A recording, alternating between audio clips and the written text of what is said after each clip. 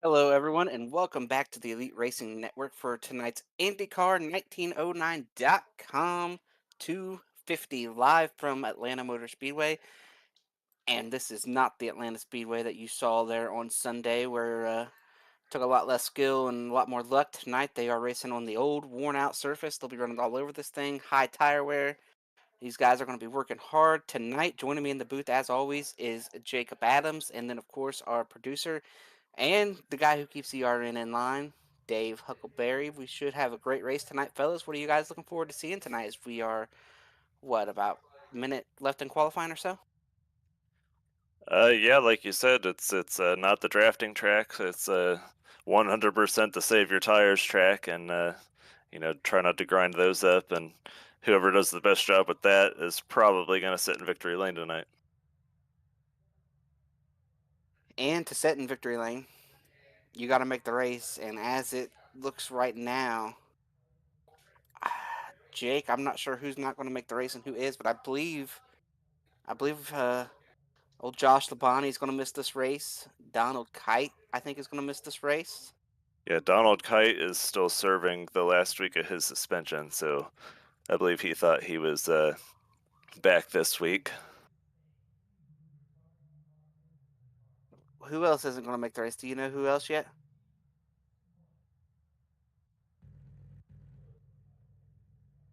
Also, there it is, 44th.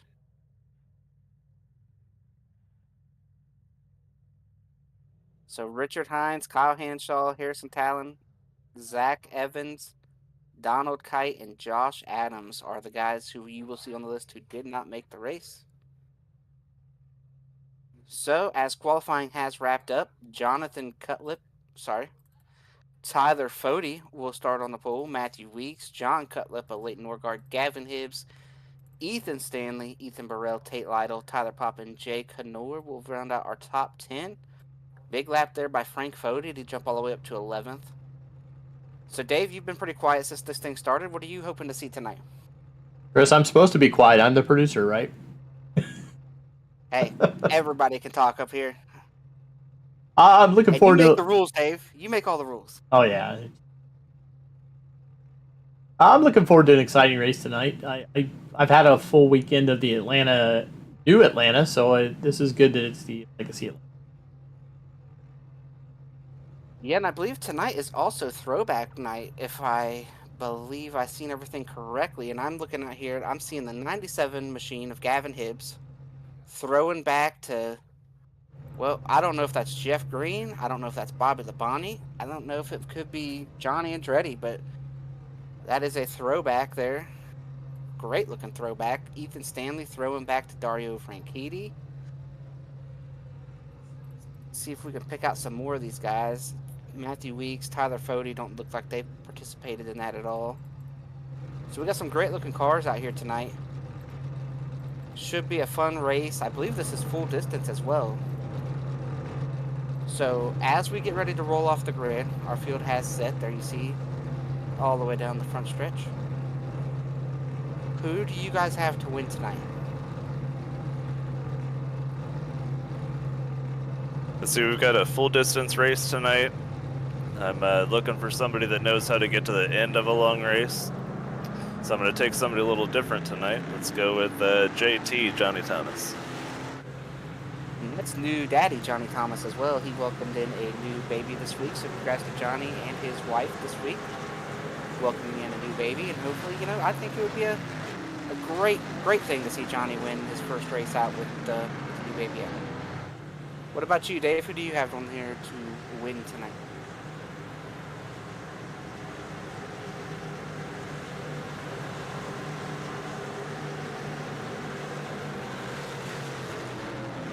I'll take Jonathan Cutlip to win tonight. Jonathan Cullip, always good at the mile and a half. So I'm going to go back through here. I'm going to take a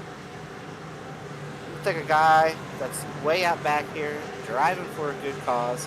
He's qualified a little bit bad tonight. He's back there in 21st place, but I'm going to take Justin Wadsworth to get the job done tonight.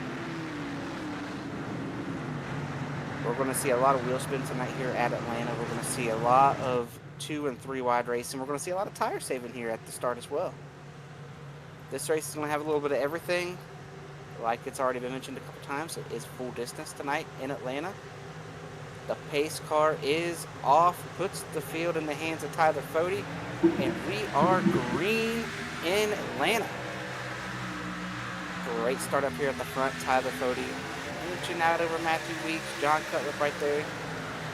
John's going to be a guy that's going to save his tires really good and be really good on these long runs. Tyler's out here out front, going to see what he can do here. Everybody comes off of turn 2. First 2 cars single file, the battle for third. Gavin underneath Matthew Weeks. They head down here through 3 and 4, and I do think this groove is going to widen out as we go. But I don't think you want to be up top right now. I think you want to be hurting your tires here in the short round running up high. Yeah, this is one of those tracks that when they put out that update to kind of give the drivers more space to move around, you can go pretty much anywhere around this place. But as you hit on, the good line for the saving the tires is right around that white line. But I do look for some guys to maybe take off here and not save tire. You know, like a, I don't know. Some of these guys back here, I'm looking at like a Corey Abbott. I'm looking at Dusty Dewar back here. Gerald Campbell. Oh, Gerald Campbell right there. He's going to be a guy that I think is going to go up and rip the fence. Try to get some track position. As I say that, he's looking 3 wide on the bottom. I believe that's Frank Fody in the middle. Heading down here for turn 3. But the Tate first Lytle slides up. 10 cars or so single file, then is that battle with Tate Lytle, Jared Campbell back there. And they're 3 wide behind him with Michael Hoffett working that top side. Johnny Thomas on the bottom. They split a car down the front stretch. I believe that was Josh Robin they split. Josh Robin throwing back to Dale Jr. as he does most every week there. He's got a different looking Dale Jr. car on that machine. And here you see Gerald Campbell 3 wide into 3 once again. 3 wide. So while we touch on that, Ethan Burrell's coming forward, trying to take second place from John Cutlip. He's got third from Gavin. He's going to start trying to look at Tyler Fody as he's got him looking top and bottom. That's right, here we go. The battle is on for the lead. How hard do you fight? I don't know that you necessarily want to fight too hard this early in the race. Fody runs way high. Going to give up first, going to give up second, and possibly third before the end of that. Gavin's going to slide right back in. Gavin's going to slide and let him go. Tell you what, Tyler Pop, he's not waiting on anything. Just sent it in under Ethan Stanley for 5th place. Yeah, and like I mentioned, Ethan Stanley throwing back to Dario Franchidi's time in NASCAR. So for this to be throwback week, not a whole lot of guys participated. I know one guy that did not make the race. So that's unfortunate, was Josh Adams. We've been calling him Josh the Bonnie, but the Stacker 2 machine did not make the race, so maybe he'll keep that wrap on the car for another week and see if he can put it in the show next week. Ethan's starting to yard Cutlip a little bit here. He's got 3 or 4 car lengths out front to teammate Jonathan Cutlip behind him. I think Ethan, and I just heard him say this as well, I think he's going to run pretty hard. You see that green number there, that green 37? He's locked into the playoffs. He's had a great start to the season, already seen victory lane. He's going to take off here, and he's going to say, maybe tires don't give up that bad on the back end. And I'm just going to run hard, and we'll see what happens. So this will be a good baseline for everybody, including us here in the broadcast booth, to see the difference in somebody who goes out here and attacks and somebody who maybe sits there and saves. And I'm starting to see that wall line come in. I believe that's one of the Ryan brothers that just ran the wall if he wanted to, looped up, seeing what it was like. Had a big run down the back stretch. Tucks in there behind Michael Hosick down there in turn 3 and 4. This field's still running very tight. Not a whole lot of separation in this field just yet. And here comes Gavin for second on Cutlip, but we know Cutlip's saving his tires pretty good right now. But nonetheless, I hope that Bobby the Bonnie, Jeff Green, Johnny Andretti machine gets to the front here and leads some laps. I'm going to settle on Bobby the Bonnie because I think Bobby had a ton of success at Atlanta in his career. And so if you're coming to Atlanta running the throwback, it's got to be Bob with a Bonnie, right? Yeah, I would think so. As Yeah, you see I believe that was our rookie standings right there. And now we got our point standings. You see Ethan Burrell, David Tooker, Tyler Fody, Ethan Stanley, Jonathan Cutlip. So if you want to be in the top 5 at points, you got to be the Lake Norman or Pro Edge. But a couple good seasons to point out. Tyler Pop, they're sitting 7th. William White in 6th. A couple other names to point out. Joe Francis, you know, he's known for his dirt racing ability. He's right there in 10th. Vince Isabella in 15th, but is Vince here tonight? Yeah, I know Vince just picked up a new job and is in the middle of a move for that job. And so congrats to Vince on getting a job on a NASCAR team. Hopefully that works out, and obviously living the real life dream. It's a good reason as any, right, to miss one of these elite racing races. You mentioned Tyler Pop and the points run down there, and if you want to be top 5 in points, he said you got to be Pro Edge or Lake Norman. Well, he just passed a Pro Edge driver, Jonathan Cutlip, to get up on the podium right here, right now. 3rd place for Tyler Pop. Yeah, and I believe that's a throwback there as well, but I couldn't tell you what it is a throwback to. I have no idea. It looks good. I don't even know what that sponsor is.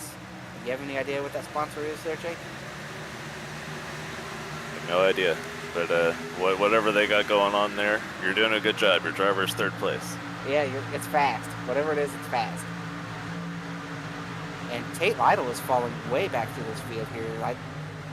I get saving tires, but I don't know if I'd want to be bleeding spots like Tate Lytle is right now saving tires. And Tyler Fody's even doing the same thing. Both of these guys are kind of free falling through this field, but Tate is back here. Tate's falling outside the top 15. He just got passed by Frank Fody. He's back there around David Tooker. He's right inside of Jay. Like, he's kind of put himself back in the middle of this hornet's nest. Yeah, right now, right at the beginning of the race, it's kind of a... Oh, so we got a car in the wall. Is that Josh Robin? I believe so, in the Dale Jr. throwback. He gathered it up, staved it, going to move along, but there's a lot of damage to the right side of that 8 machine, I believe. And he said he can't steer. Oh, big wreck. Dustin Dewar. Dustin Dewar is destroyed down here in turn 3. Last night's winner, and tonight it's not going to see 15 laps in.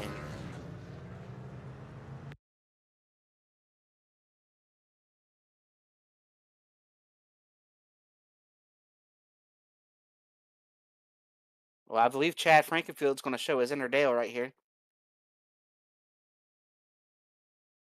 No contact yet. Oh, Chad maybe gets a little bit...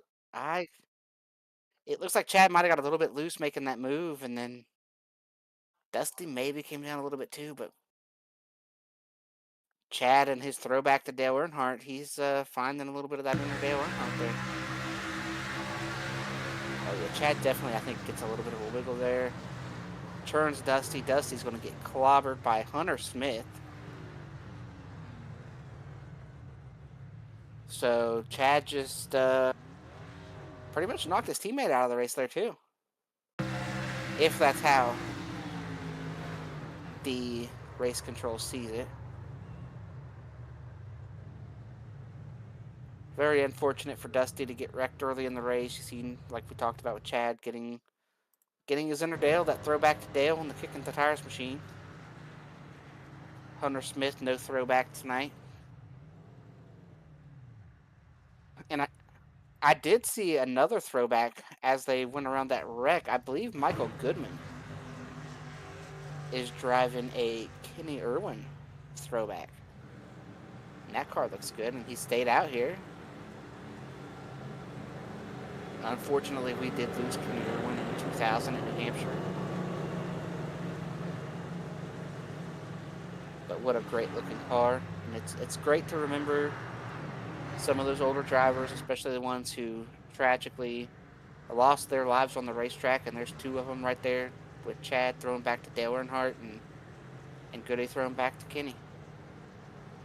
There's a Jeff Green throwback right there, Jared Rexing. Actually, that might be Scott Riggs. A bunch of almost Jeff Greens, who does participate here in the Elite Racing Series. We get one to go here.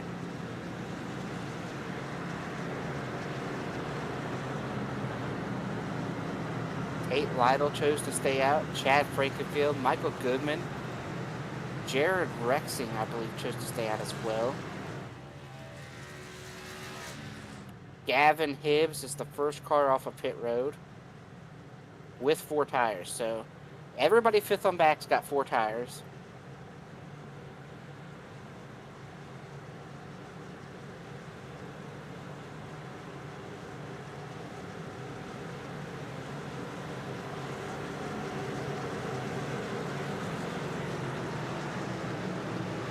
So nonetheless, Tate took off saving his tires. Now he's going to stay out. I don't think you can save your tires anymore. And then you got Chad, you got Goody, and you got Rexing.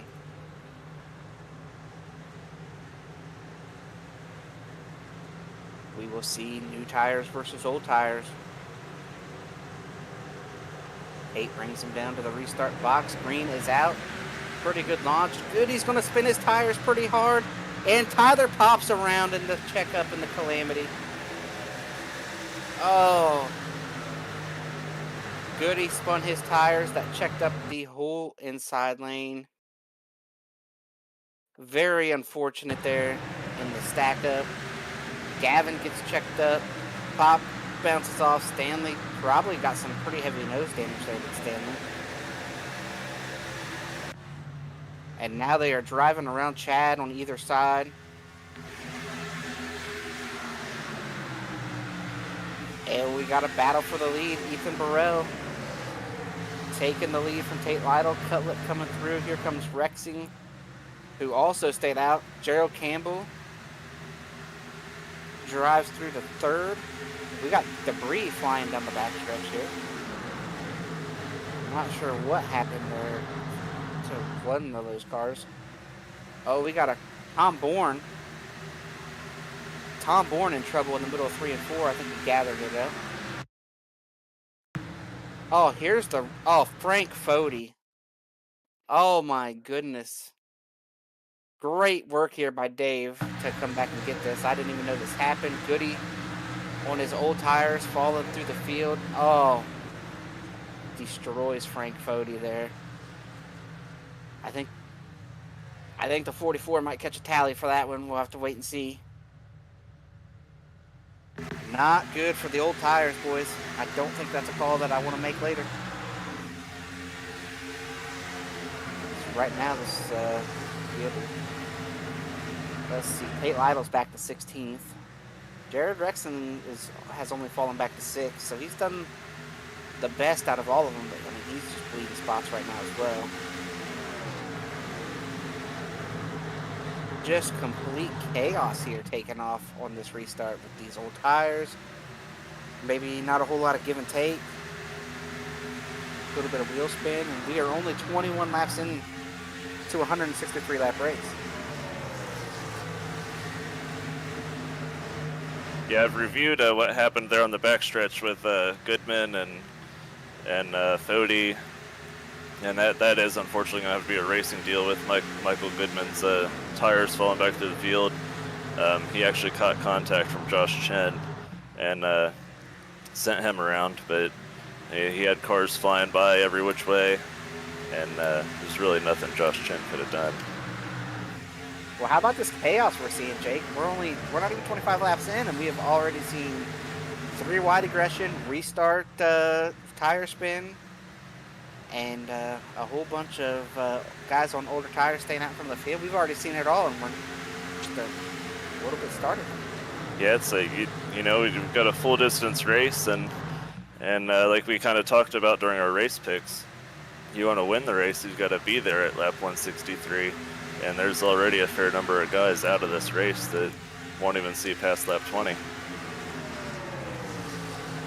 Yeah, I'm not sure how this is going to work out later for these guys that stayed out right here. But in the short term, this is not working out at all. My best guess would be sometime in the next 5 to 7 laps, these guys want to see a caution, but they do not want to be the caution. And then they can get their tires and and hopefully go green for a while from there. That's the only scenario I see that this is going to work out for these boys that stayed out and saved a set of tires. Right, we're talking about saving the set of tires. I missed it pre-race. How many sets do they have in the pits? There it is. They got 6 sets of tires. So I'm guessing 5 in the pits.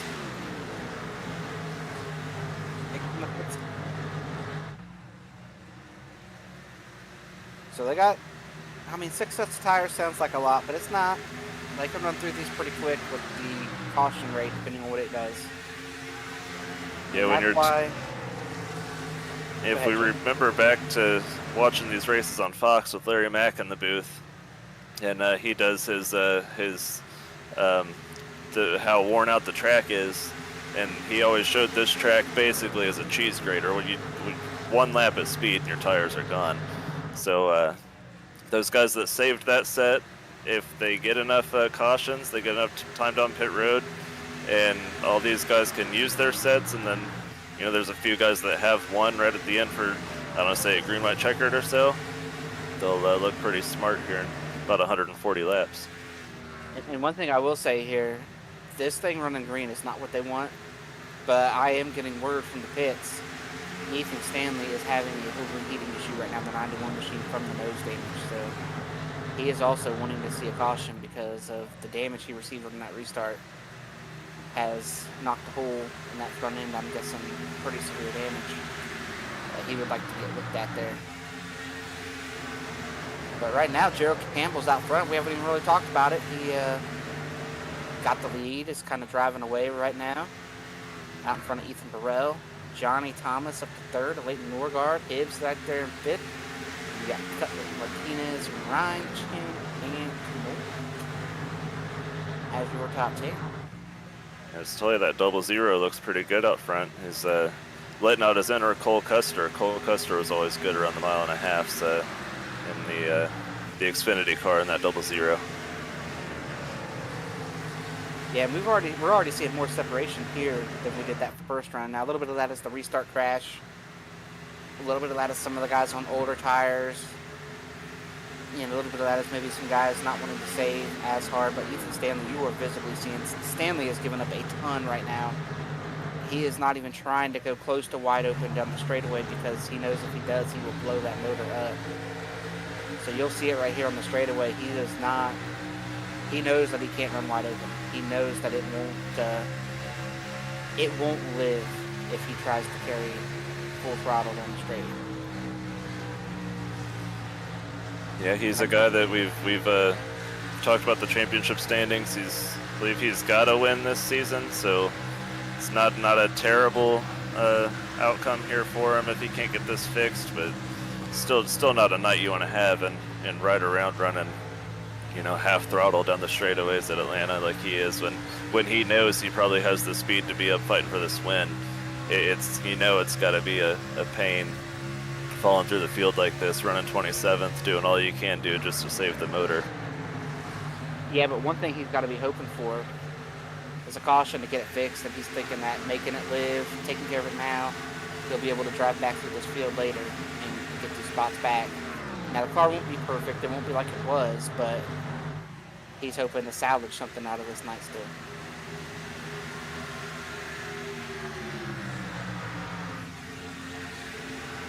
Come around to put Dusty Dewar, last night's winner, a lap down.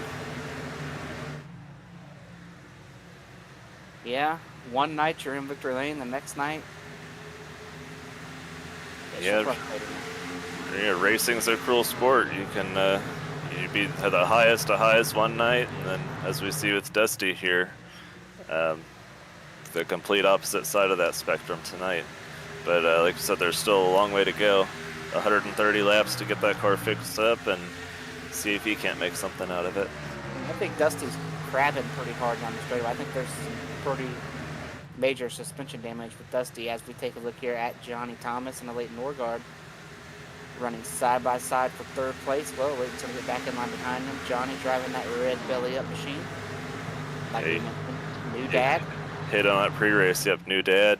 I will tell you from experience, there's nothing like it. There's nothing better in the world. So congratulations, Johnny, and Johnny's wife, the whole family, on the addition of the new baby. It's going to be great. You're going to love it.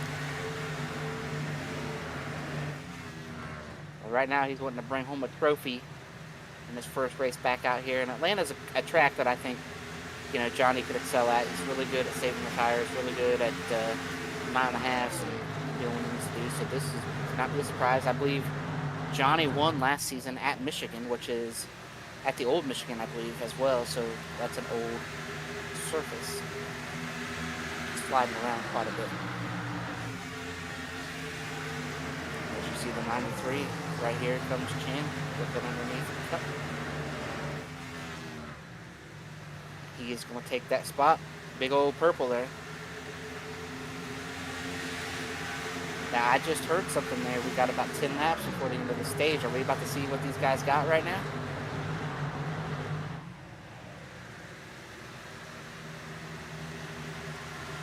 Like to see who saved what, who's going to make a 10-lap push here.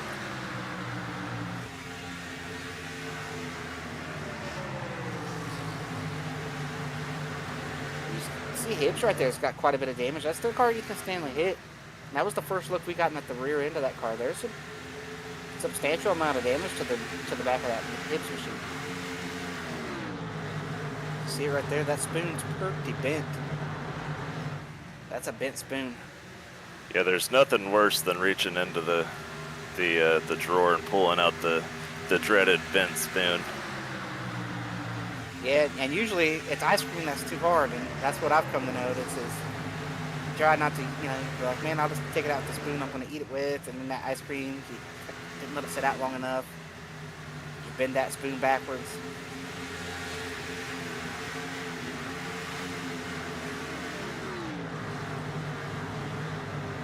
Nonetheless, he's doing a great job right here. So Leighton still trying to work by Johnny.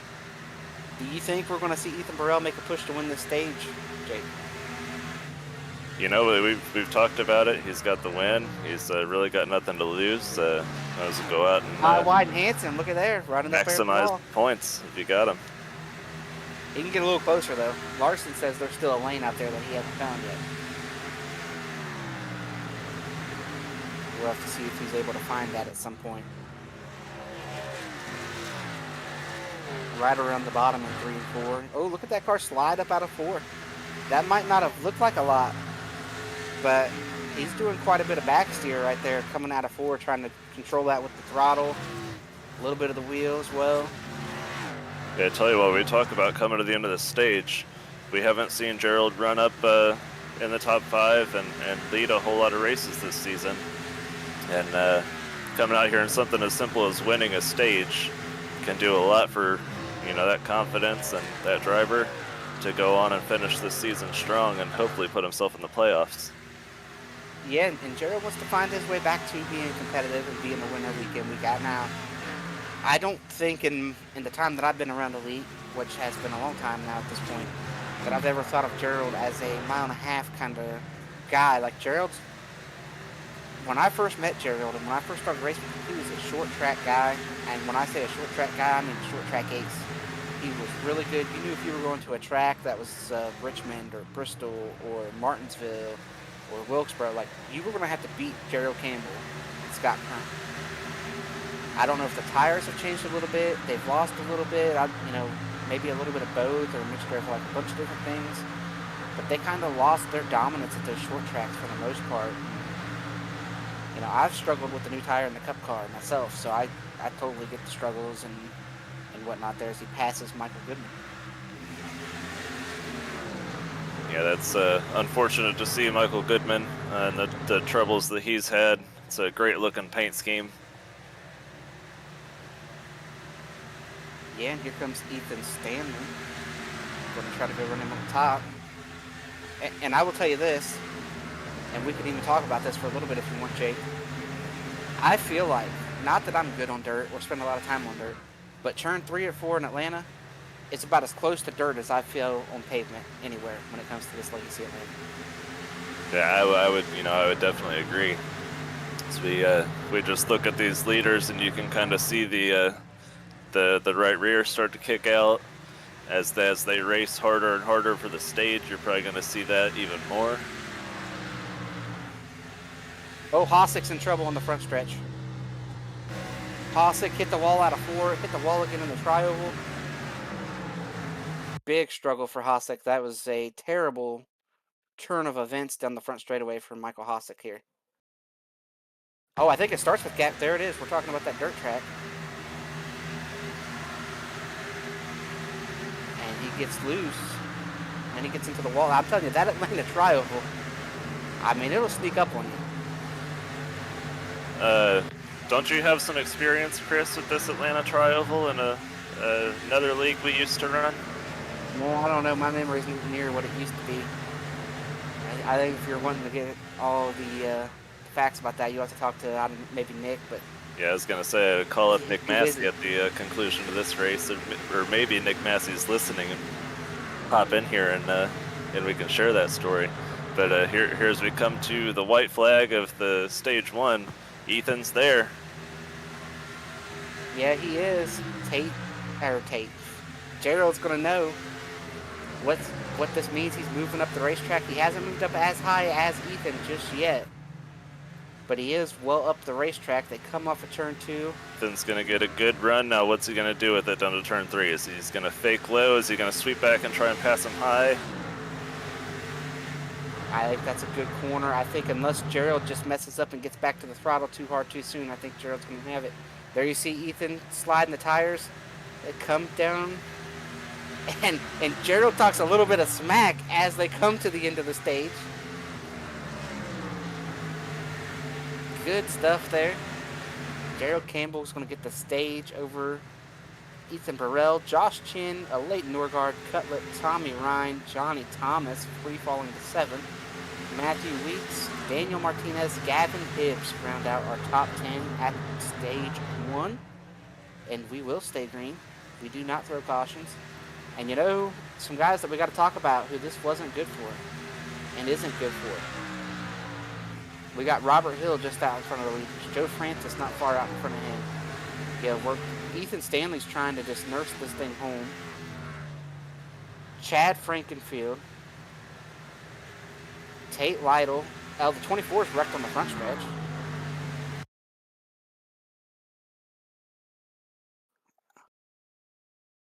Not sure what happened here. As we take a look here, we saw Michael have that issue. 20 just comes up, gets him. Yeah, I think. I don't know if Gavin was a little loose coming off of turn 4. Yeah, there was no severe damage caused and no caution, so there's no action that'll be taken on that one. It was unfortunate for Hossick, but And one thing I will say that I saw there is I saw a whole lot of marbles down there on the inside of that front stretch out of the line. So that tells me it's probably going to be starting to build up by the wall as well. So these marbles are going to get pretty sketchy. Once you get into those marbles, it's just going to quit turning. yeah, not to mention all the dirt that was probably just thrown around on the front stretch right there. And Robert Hill just blew a right front tire. And we've got to be approaching the fuel window for Frankenfield and Tate. I mean, these guys are on old tires. This was probably worst case scenario for staying out.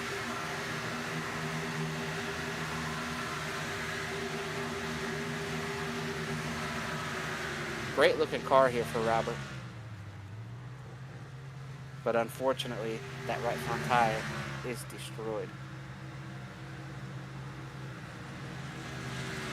So Robert will come in and get it fixed up. No damage to the car. And there you see those marbles. Gerald's running right at the edge of those marbles.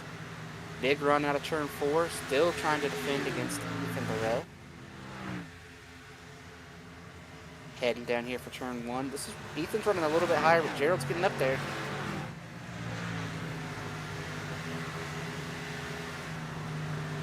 I think both these guys have used up their tires. I think John Cutler's going to catch them both here pretty quick.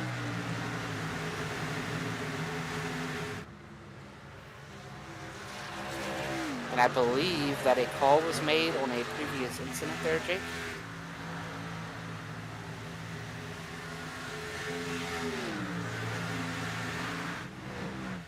Yeah, or not. I thought he already made the call. Were we talking about the call with Hosek and Higgins? Yeah. Yeah, so we had they were side by side coming out of turn 4, and kind of touched on it with the marbles down there. I don't know if Gavin got in the marbles or not, but kind of just got shot up into Hosek.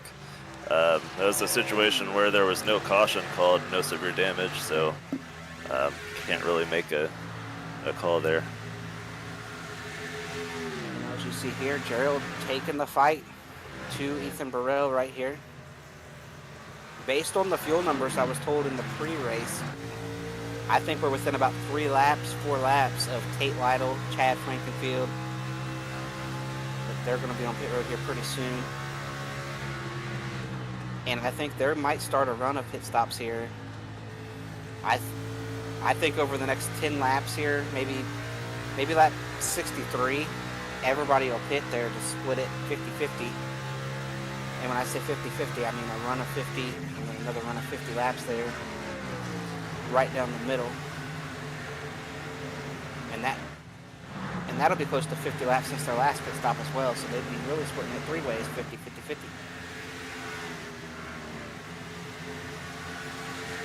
Right now, these cars are driving awful for these boys, but they're probably all having a ton of fun doing it, having to use throttle control, leaning on those tires, running all over this racetrack. I mean, right now, this is the best action you're going to see. Look at that 95 machine, or 97 machine. He is struggling, but I mean, it is so much fun to drive a car that sideways, that on the edge, with the tire that gives up.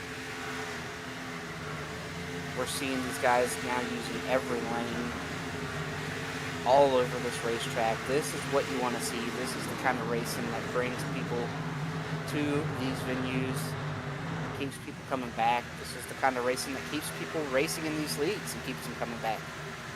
Oh, he's loose. He's in the wall. Able to gather it up.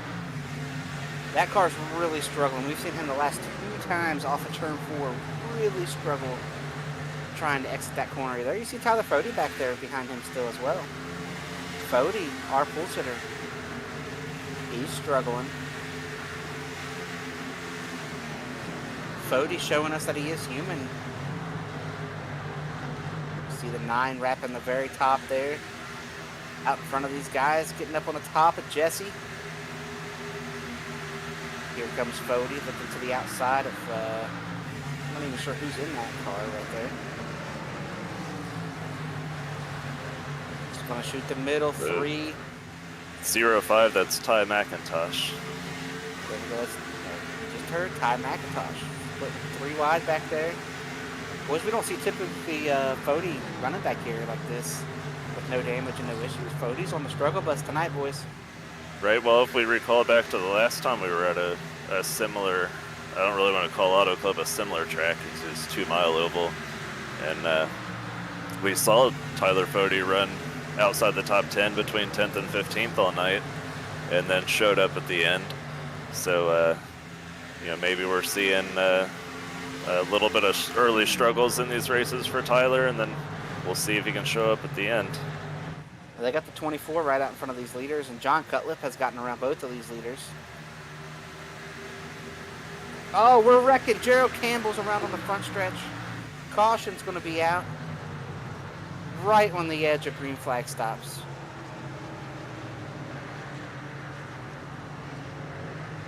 And just like that, the good run that he was having has now fallen apart here for the Gerald Campbell machine. It's got a Leighton underneath him. Him and Ethan both falling back through here. Oh, the 12 just comes up, gets him in the left rear. Very lucky though. Very lucky not to get hit by passing cars right here. To be sitting like this, basically in the middle of the racetrack, cars splitting him on either side here.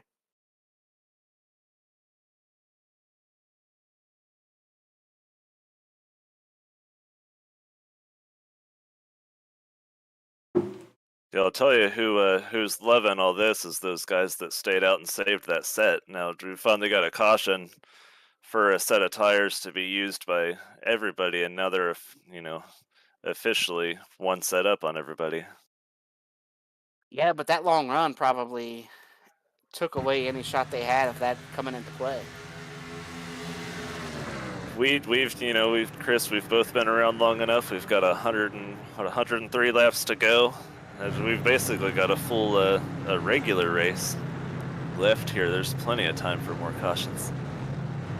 There is plenty of time for more cautions, but Not that we want to see them, but I think what we will do right here is we will take advantage of this caution and we will take a commercial break, and on the other side of the break, we'll have the restart here live on the Elite Racing Network. 3 years of sellout crowds, 3 years of edge of your seat action, 3 years of jaw-dropping finishes. Worldwide Technology Raceway has rocked the world of NASCAR, and now NASCAR is giving us another reason to celebrate. The 2025 NASCAR Cup Series Championship playoffs are coming. Sunday, September 7th, 2025. Just when you thought the racing couldn't get any more intense, now every single lap matters. One wrong move could be the difference between elimination and being crowned the king.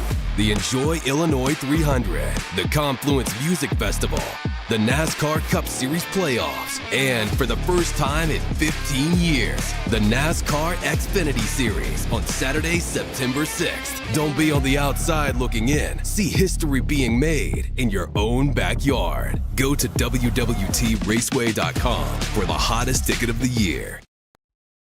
Racing isn't easy, but experiencing it is. iRacing puts you in the driver's seat with the industry's leading sim racing game. Drive on laser scan replicas of the greatest racing circuits from around the world. Go head to head against other drivers chosen by skill-based matchmaking to ensure competitive racing at every level. Compete across all your favorite series. In officially licensed cars, engineered to deliver the most accurate driving experience possible.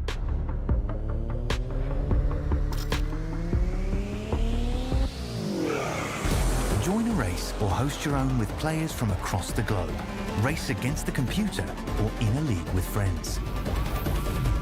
Feel the thrill behind the wheel. Visit iRacing.com.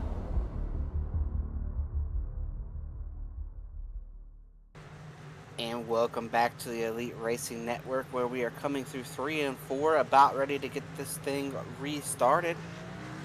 The pace car is off, putting the field in the hands of Jonathan Cutlip. Green is out. Much cleaner start this time. Of course, we didn't have anybody out here in old tires. And Cutlip gets away. Ethan Burrell coming through.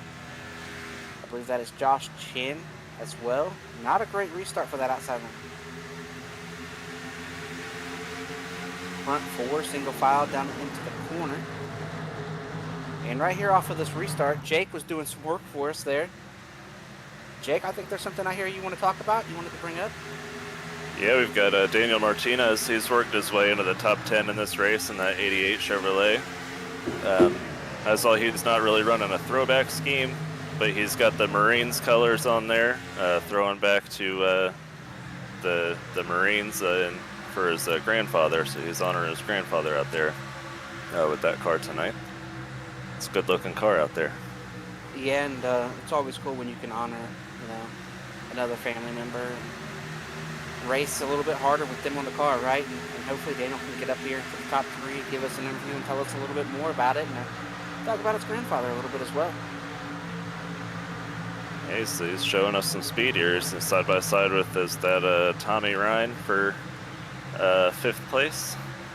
I believe it is Tommy Ryan right there, and I believe that the field behind them is 3 and 4 wide back there around Tyler Fody as well. I think Tyler Fody, Tate Lytle. Got a lead change. Ethan Burrell taking it back from Cutlip.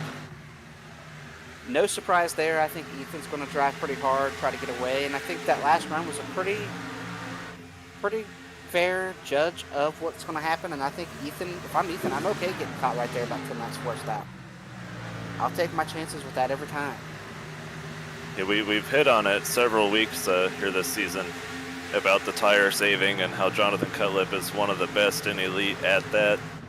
And then we've gotten some caution fest to start the season, but he really put on a clinic on how to save tires right there on that last green flag run to get back to the lead like that.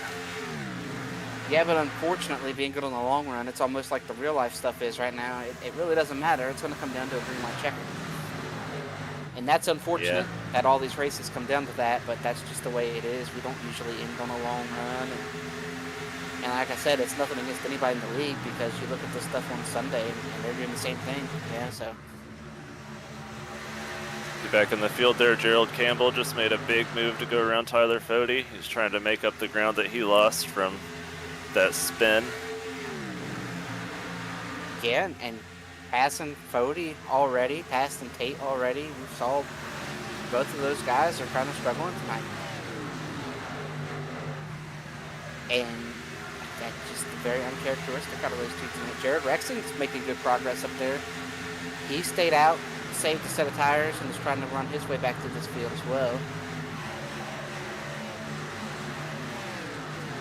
Right now, our front 4, 5, like they're all over each other. We're kind of seeing what we saw the first run. I think nobody's running real hard right now. You're just running hard enough to keep your position. And I'll tell you what, Josh Chen said, you guys go ahead and do that. I'm going to open this thing up. And I'm going to try to take the lead. And I'll run hard. And I'll be that goose out here for you guys to chase. Yeah, last time we saw cars on track in the Grand National Series, we saw Josh Chen at Laguna Seca finish, was it 2nd behind Ethan Stanley. And he's right up here in the top 3, taking the lead, trying to take the lead from Ethan Burrell at Atlanta. And there he goes. Oh, caution. Got a yellow. Chad. Not sure. Oh, it is. Chad Earnhardt's down here involved. And Mark Rebilas is down here involved as well. Hard hit turn 1 there for Chad. Yeah, did Chad get hit there going into the corner? Yeah, he got hit by the series sponsor, Mark Rebilas.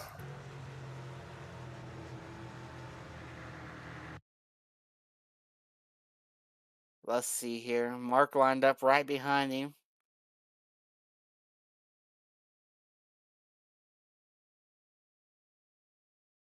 Oh, he just I'm not sure where the 99 thought he was going. Maybe Mark thought he was at the new Atlanta for a second and thought he was going to, draft with him through the corner. But then Chad goes up, and I mean, he just head on into the wall in that Dale Earnhardt machine.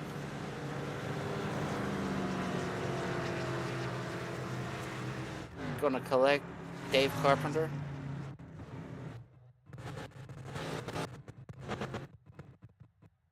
Very unfortunate. Great looking car. iRacing is going nuts.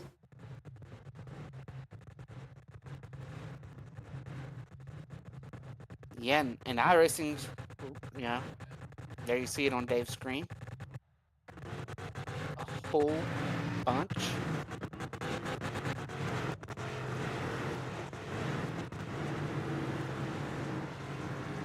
I will take this opportunity. We had that commercial break, that last caution. We will talk about Mark being the sponsor of the series. Unfortunately, he just got TV time that nobody wants to get. We're going to give a shout out to Blue Egg Marketing. Rev up your business with Blue Egg, your marketing pit crew. Turbocharge your generation.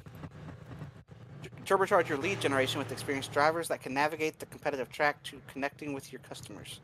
With Blue Egg, you're always on the pole position, leading your brand toward victory lane. Don't spin your wheels. Accelerate success with Blue Egg, fueling small businesses to big wins.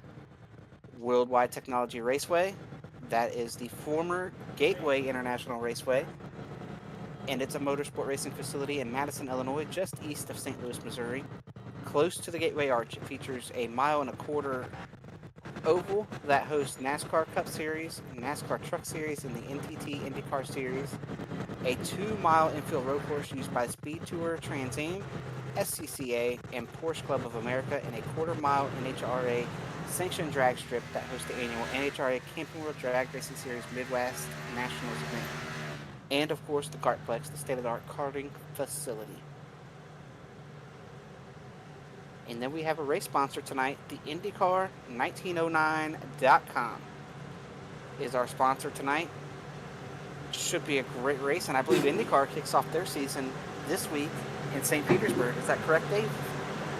Yes, it is. IndyCar is back. I'll be watching it all weekend.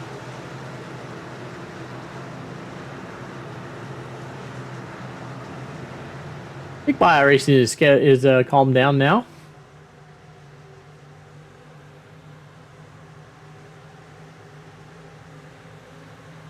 The field is now in the hands of Josh Chin. I believe everybody pitted there, correct? Not everybody. Not Top 5. Oh, Top 4. we got who is in the wall here taking off on this restart?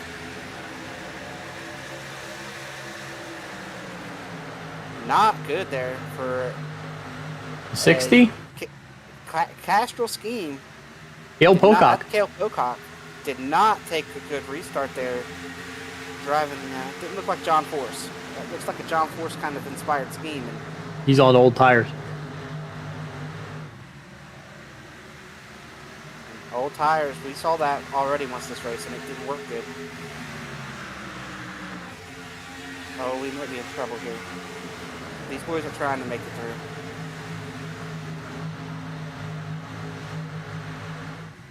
Whole lot of calamity going on out here. I think Gerald might have stayed out right here as well.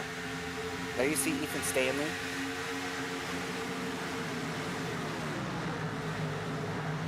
Whoa, Hossack. And yeah, Hossack's going to spin down here. And we are back under caution. Jake Adams is the reason we're getting all these cautions, because he talked about how plenty of time left for cautions, and now we're getting them. So thank you, Jake. Yeah, and unfortunately, the 24 24 car is involved in another one of them, and it's just going to be a self-spin. Yeah. Oh, he's going to bounce off of Robert Hill in the 95. Slide up, hit the wall head on. Not nearly as hard as Chad did.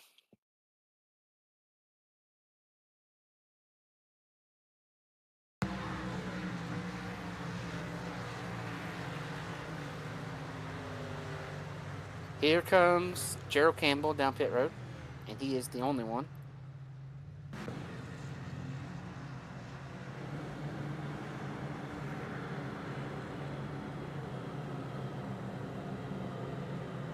Going back to that previous pit stop, David Tooker was on 4 tires.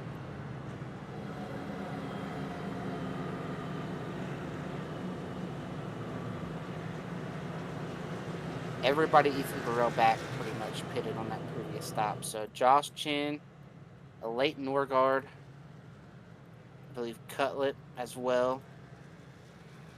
Those guys all stayed out. Matthew Weeks is now currently the highest running car that came off the pit road. No, it's a Leighton. The Leighton pitted as well. So we're looking at Josh Chin, Jonathan Cutlet, Ethan Stanley. I believe those are the only guys left who did not pit under that previous caution. And then we had, of course, Gerald Campbell pit under this caution.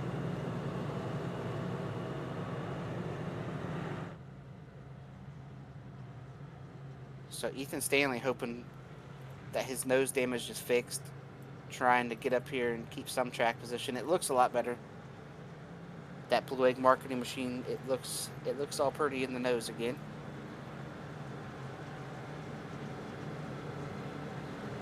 We have not heard from Chad since his incident, but this booth is always open to anyone who gets involved in an incident. I'm sure the people would love to hear from Chad. Dustin Dewar down there trying to fix his car.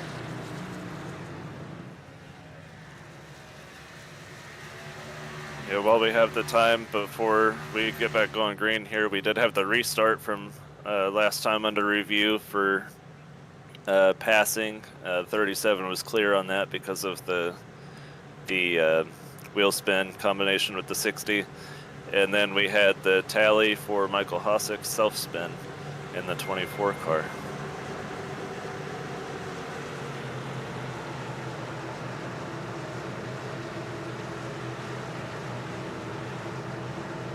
Well, the field is now in the hands of Joshua Chin with the Leighton Norgard, who is outside. Josh and Cutlip are on old tires compared to everyone else right now. They come off of turn 4. We get the green flag. Clean launch for everybody. Getting up through these gears. Oh, 3 wide. Matthew Weeks in the middle pushes the Leighton out of line. I don't think a Gonna Leighton's come gonna like off that turn too well. 2, 3 wide. Yeah, I Matthew don't think Weeks that's stuck gonna in the work middle. out.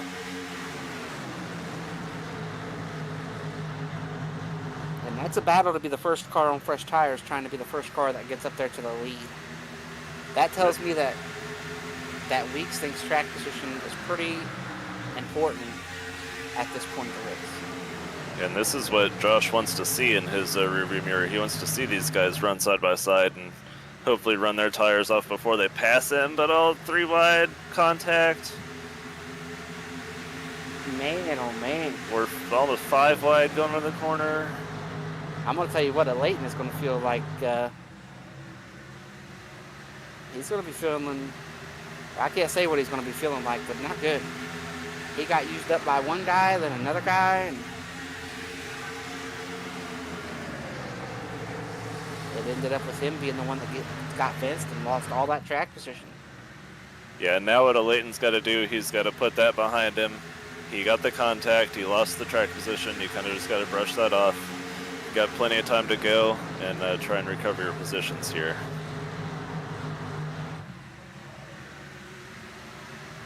I'll tell you this, Ethan Stanley did a good job not making that worse because he was the one right behind the Leighton when he got walled and backed off, gave him the room to catch it. And of course, it's easy to probably make that decision when you've destroyed your nose once this race. You don't want that again.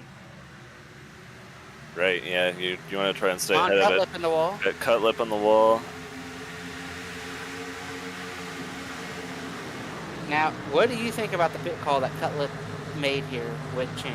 It's just those two. Yeah, we're getting deeper in the race here. So 163 laps run. We've got about 80 laps to go. You know, I want my track position now. I don't want to be falling back. And you know, if this goes green all the way to the end of this run, we've talked about how good Cutlip is at saving tires. Well, he's not going to recover and come back forward from this. Yeah, this is not good for Cutlip. But one thing that's working for him, Josh Chin has really got these guys bottled up. He's being very hard to pass, and Ethan Stanley's now side by side with him. Those are two guys that stayed out, and they've kind of got the field jammed up behind them. See Scott Crump working in the middle. He's going to make it 3 wide. Well, they're already Josh 3 Chin's wide. going to come down and cover it. 4 wide coming off turn 2.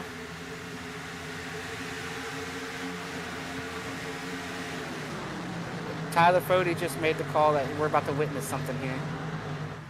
And Tyler Fody's trying to prepare everybody for what he thinks is about to happen. Oh, Josh Chin, contact with Crump. Now that they've shuffled him up and out of there, I think they'll all pass him right here in the center point. Like, he's not in front of them to check them up anymore. And there you see it. Once he wasn't in a position to play defense and to cover a whole lane, just not a whole lot he could do now. But I tell you, Jared Rexing, he's loving what he's seeing in his mirror. He's just putting time on that group back there, and he's like, I'm glad I'm not back there. They've got Ethan Stanley shuffled. Oh, I've got a car going through the grass. Is that? It's Ultra. Is that the Brandon Ultra. Ultra? He's going to save it. Saved by Ultra.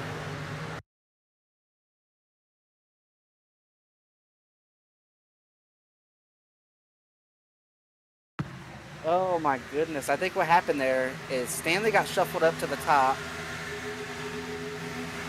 He clips the grass. Jesse clips the grass behind him. And then all of a sudden he turns into one of them Duke boys.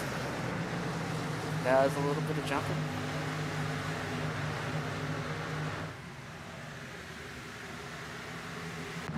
And he booms right back on the racetrack. And this is a live shot of him around Tyler Fody. Tyler Fody. Could Tyler Fody be washed? Running 27. What old-time NASCAR driver last name we got to put next to Tyler Fody from now on? I don't know, but I mean, it's we got Labonte. Is it? Yeah, is we've it already Tyler got an Shepard? body. Is it Tyler Shepard? Is that where we're going? Shepard, Tyler Spencer. I don't know. I mean, anybody's good. Well, he can't be Spencer. Spencer never had it. You can't be washed when you never had it.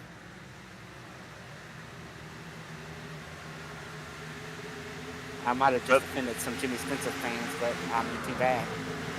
Yeah, I don't know. There might be 3 or 4 of them out there, and they just got their crying towel out, or Chris telling them that their driver's no good. But yeah, I guess we'll throw him with Tyler Shepard right now because he has been struggling tonight. And now you got Cutlet back here. Of course, we know why he's back here. He's on old tires. This field's really gotten strung out. I think we missed our best opportunity to wreck. Not saying we won't wreck here soon, but Yeah, whenever you call out 5 wide at Atlanta, and it's not new school Atlanta, you know, you always kind of expect for a wreck to follow 5 wide, and I don't think luckily, 5 wide anywhere. I expect us to come through the other side. You know, luckily enough, they had the talent to make it work. So kudos to all the drivers out there.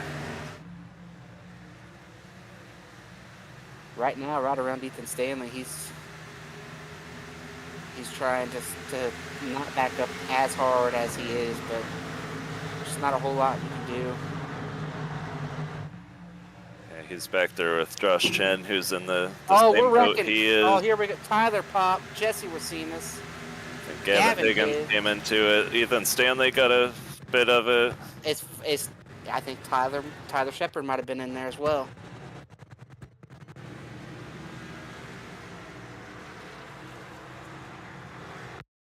That guy racing's having a few issues tonight.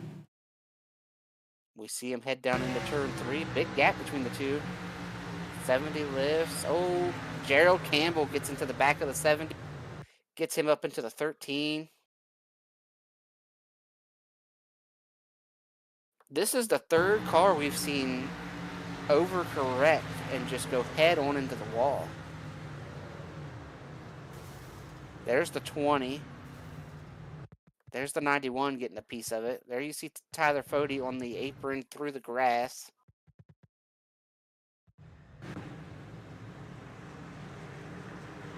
Just, Everybody's in this time. Nope, Johnny Not Thomas. ideal. Johnny Thomas. Went straight to the top. you heard from Dave, Johnny Thomas is going to stay out right here. So did Gerald, of course, he just did it.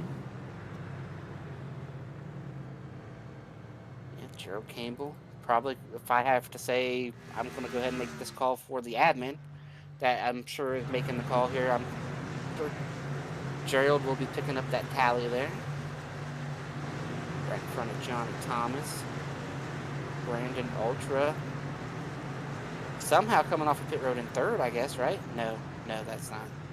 His pit time is really short.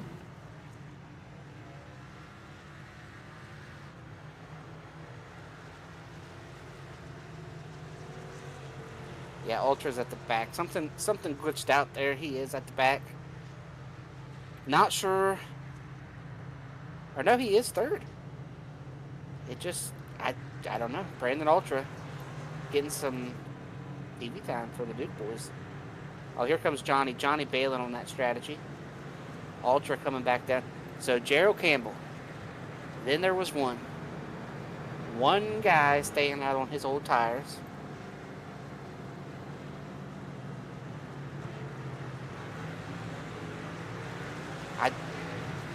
I don't know how this is going to work out. I know we talked about it, Jake, a little bit ago, how this is the time you want your track position.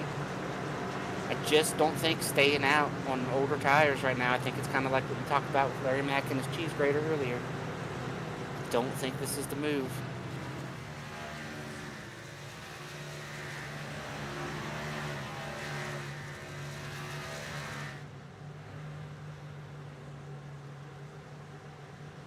We will have to see how this plays out, though, for Gerald Campbell. Maybe he can prove me wrong. But I don't envision it. And I just also heard we do have another stage here. I'm guessing at lap 100. So we are about to go green, run to the stage, and if anybody has communication with Harry, I see him in the waiting room. We are going to get to the end of the stage, and then we will bring Harry up to talk to him. According to my notes, the stage ended at 90. Okay, so there is some confusion on the staging. It was lap just heard 90. in the lobby that they were talking about 6 laps to the stage. But I believe, like you said, it might have happened under that caution. I believe that's a question for the admin. What do you think, Jake? When did that stage end and who won it?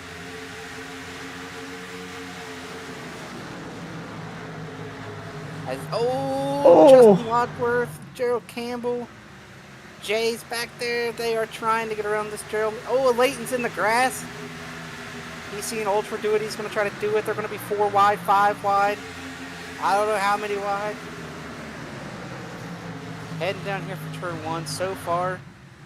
Somehow they have survived.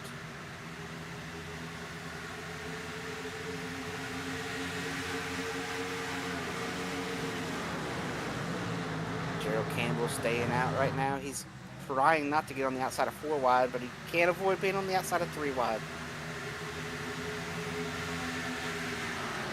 Mark bounces off the wall back there just a little bit. And Jake, I believe you have some info on the staging. Yeah, the stage concluded, basically coincided with that caution right there at lap 90. So the field would have been frozen basically when the caution came out. So who won that stage then? Who would it have been?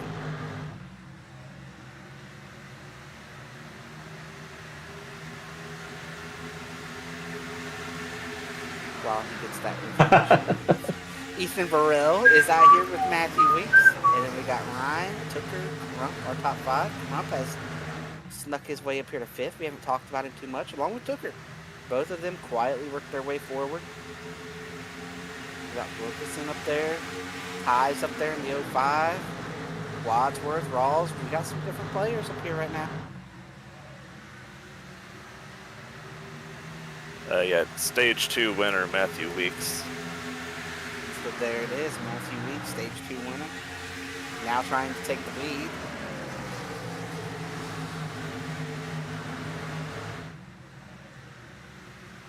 So since that is over, we are wrapping it up. I'm not real sure why Harry wanted to come talk to us. Oh, we're wrecking on the back. Josh Chen takes blame, but nobody wrecked. Nope, didn't get anything. There was smoke. Robert Hill just left. Not sure what happened to him. Oh, big wreck here at the end of the front stretch. I believe Jay's in it. Mark is down there. Dave Carpenter. Oh my goodness, who was that in the... Is that the 52? Somebody, a white car, just came in there real late and got a piece of that. Jared Rexing's down there in that wreck somewhere. So here we go, we're pushing. Oh, he turns the 9 sideways. And the 9 catches him back. Ooh, Carpenter. Mark gets...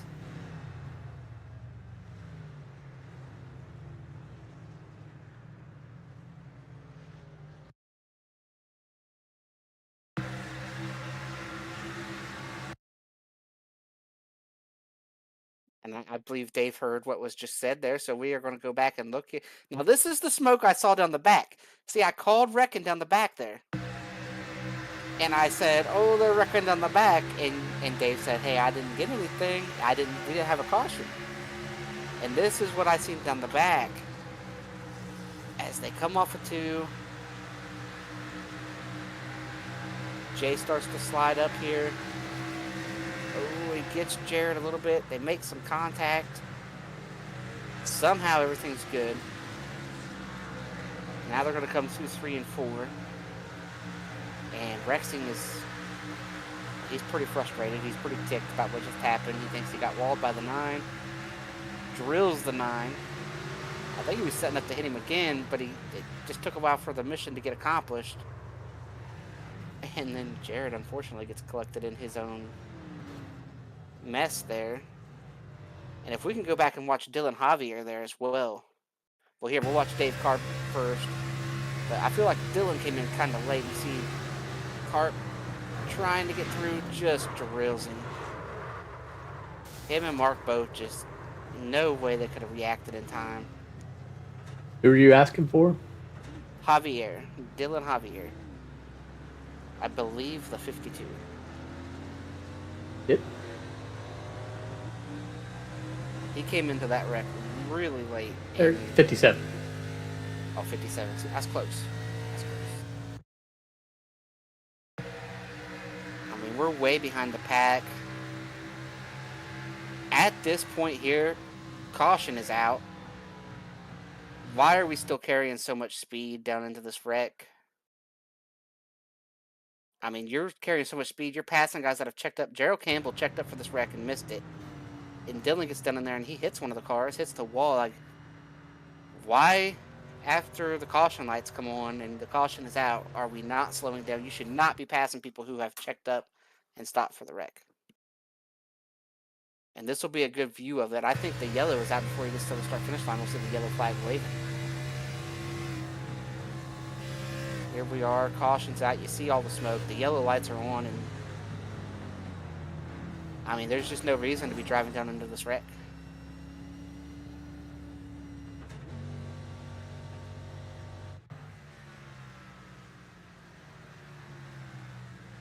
I believe also we will have to take a look here.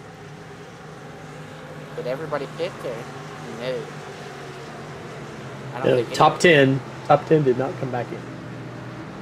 There you go. Dave's got it for us. Top 10 did not come back in. And that was fuel only for Matthew Weeks. So I'm not even sure who the first car on tires is going to be.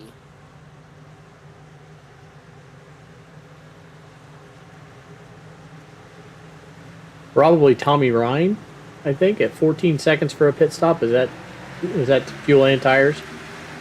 I believe so. So I believe 13th is going to be the first guy on new tires as the restart comes back out. And as we get going here, Jake, do you have a call here on this caution? And, I called out Dylan Javier and his non-checking up there. We got one in the wall, Brandon Ultra. Haver. In the wall. Dylan Haver.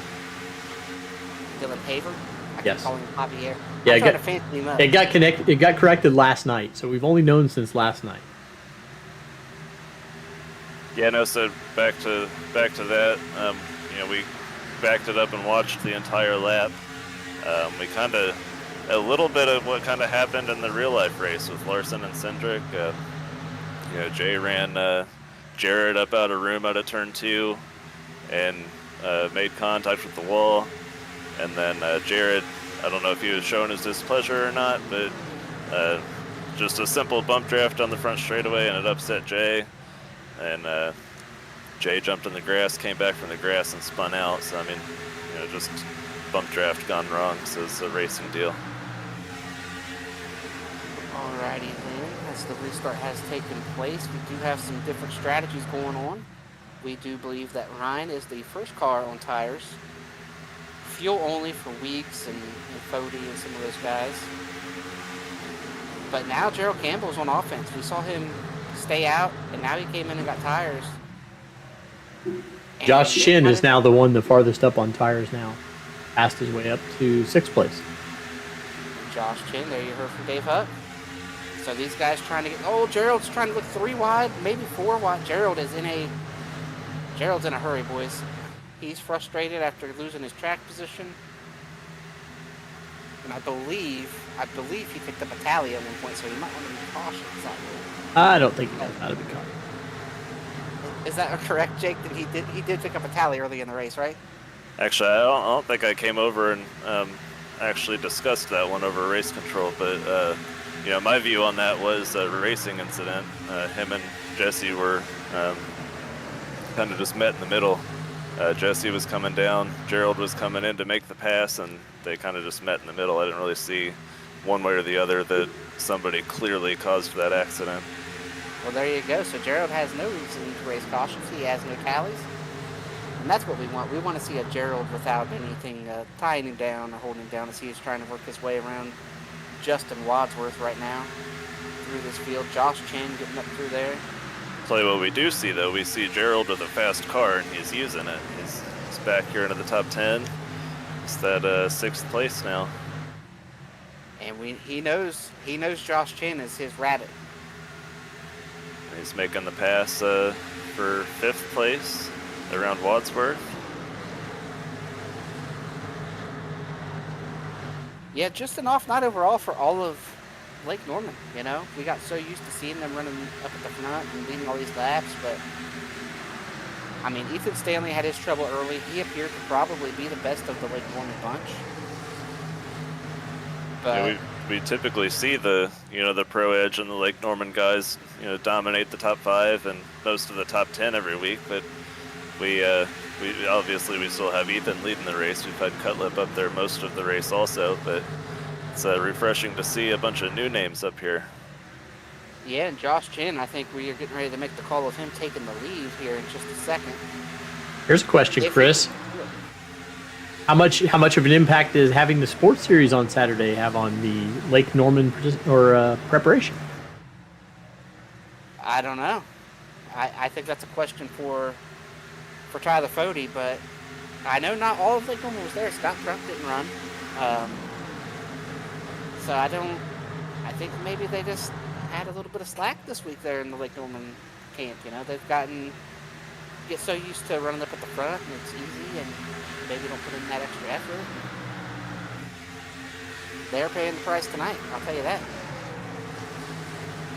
Well, they didn't put a whole lot of work into the stuff on Saturday. Our cars drove like junk. While we discuss that, they call him the king of chins. Josh Chin has taken the lead, and don't look now, but Gerald Campbell's moved into 2nd place. That's right, and those are the 2 on tires. And you know how bad Gerald wants to take his lead back, take control of this race. Gerald brought a Leighton Norgard right with him. And they had contact earlier, and that got Gerald spun. And now all of a sudden they're on the right strategy. Barring a rash of yellows here, I don't know how many tires people have got versus not. So if somebody from iRacing's listening out there, it'd be nice to see have the ability to see how many sets of tires each of these guys has left laying. Sure would help us out a lot in the broadcast booth. So we talked about him having an off night, but quietly Tate Lytle's working his way towards the top 5. Here's this battle for the lead as well, as you see Tate right there. I believe he's got tires too, though. I think that might have been the caution where you wanted to be on pit road and getting tires or fuel or whatnot. I gotta think for people to pit and get fuel only, like Matthew Weeks did, we gotta be right there at the edge of that window. Yeah, we're here at 50 laps to go, and I would typically say recall racing at Atlanta, it's right around, I would imagine right around 50, 60 laps on a tank of gas. Well, I have those numbers. I was not paying attention to how many laps to go when we took off. but what I was told was about 55 to 57 laps. 58 or 59 if you save. Jared Rexing So- went 60 the first time. And there, Rexing went 60, but that was with the aid of a caution and then a caution to pit, right? Probably, yeah. So that's right there in that ballpark range. So I think anything 60 and under, these guys can probably try to attempt to make it.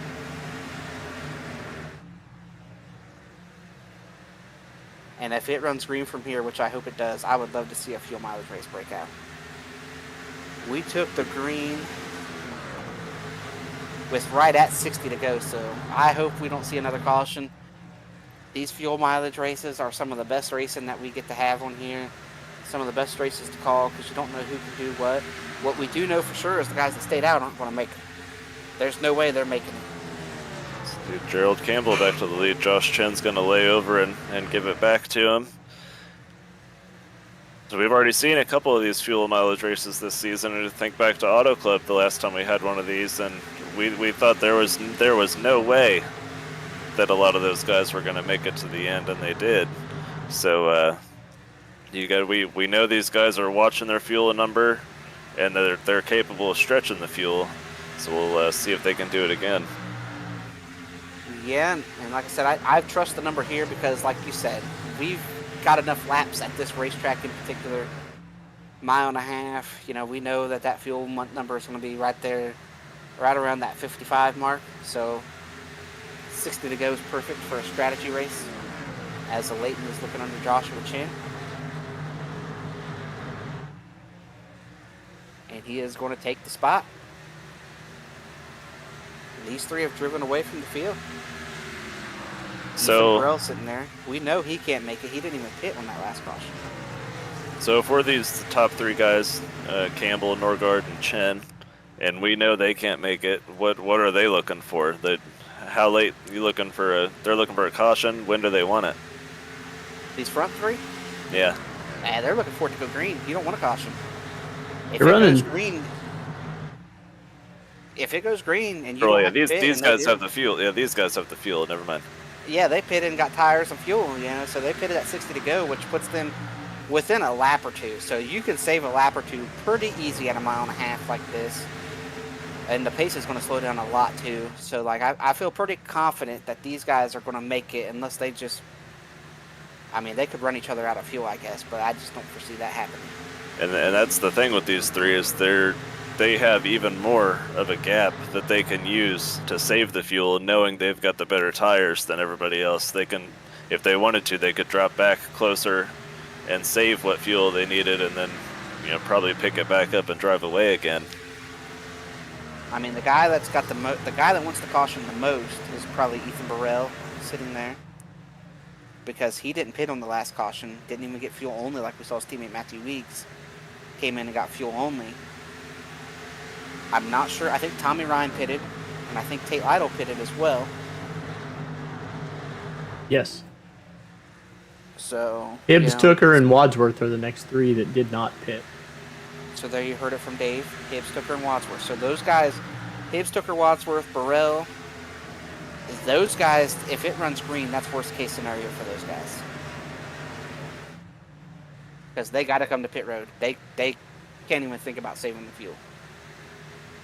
I mean, it's one thing to talk about going on a 55 to 58 lap fuel cell. You can save and probably get yourself to 60, but you're not going to get yourself 63, 64. You're not saving that much fuel.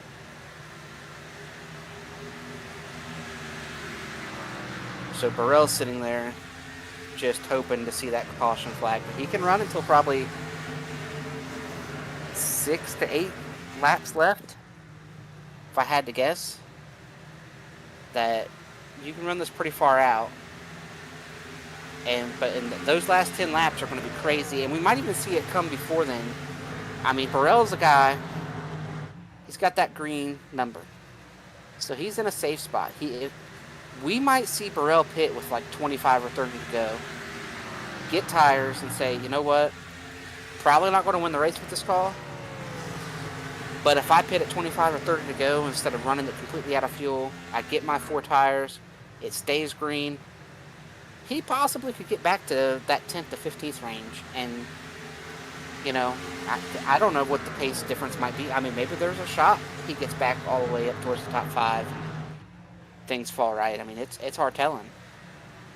Well, yeah, then on the same side of that, if he decides to make that early pit stop, get your tires, and caution comes out and works well with him, he could potentially see himself leading the race if the caution feels right.